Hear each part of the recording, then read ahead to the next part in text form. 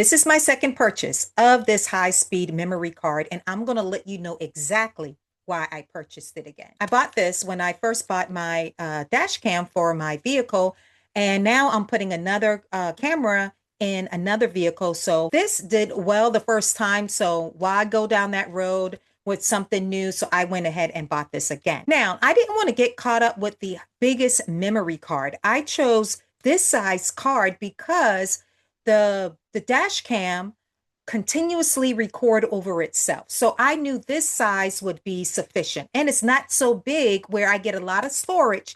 And if something goes wrong, then I will lose everything. So with the constant writing and overwriting itself, I knew that this would work for me, and it has. Installation was very simple. I just inserted into my camera and it picked up the memory card easily. The reason why you want a high-speed memory card instead of something that is slower, a slow card can cause recording issues, drop footage, or lag, especially if you're recording in HD or full HD. So this 32 gigabyte card is a nice balance if your camera or whatever your device is continuously recording. If you're looking for an affordable memory card for a dash cam or whatever device that records continuously, this has worked well for me, and I'll definitely be buying it again.